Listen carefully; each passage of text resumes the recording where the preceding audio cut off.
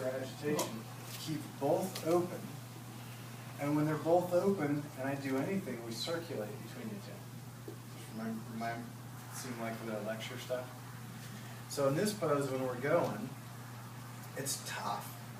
I'm trying to keep this open and this open.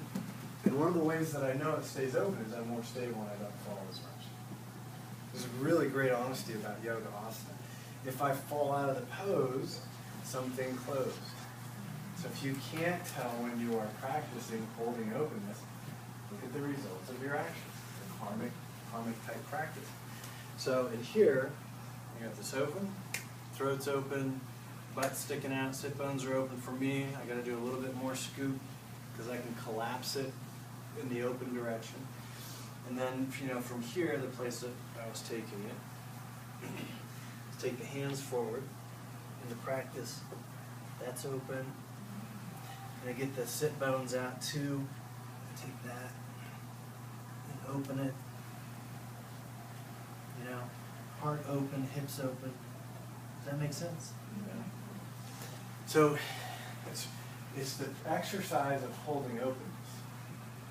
And it's harder in those more radical poses. Does that make sense? So that is that one direction. We went to a little bit different angle where we brought the foot up. And the mechanics challenge a little bit different body space. I'm still working this. It's another stressful situation where I should work to hold openness. See, I've got this foot's actually pushing this thigh back down so much that I can actually scoop. This doesn't move a lot, but this does. And it starts to circulate even my body tissue back up towards the crown. Does that make sense? Like I'm just like tissue, we'll get into a little bit more of this today, but your tissue relates to consciousness. Your mind is what we call like alertness, but it all relates to consciousness.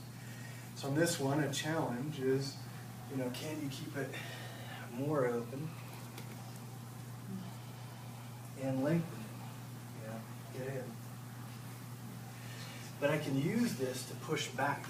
I'm using this leg to actually help open stuff. It's not like extra points for tearing your knee open. That's not the way we want to work it. And then if this goes well,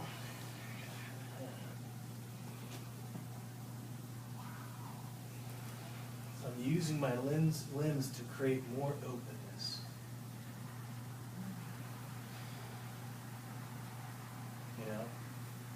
I can actually use my legs to root back in a way that I can't take my hands off the ground and push my thighs back. So I actually took my feet and pushed my thighs back. And that's like a radical relationship. Do you have the relationship when your hands are tied, holding your kids? I've seen some crazy motherly stuff.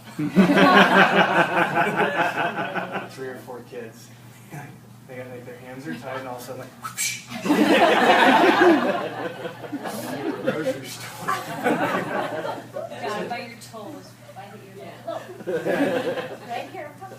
So do you have the relationship to actually can you relate enough and have the connection, that's that holding, to actually use all of your faculties to create a relationship?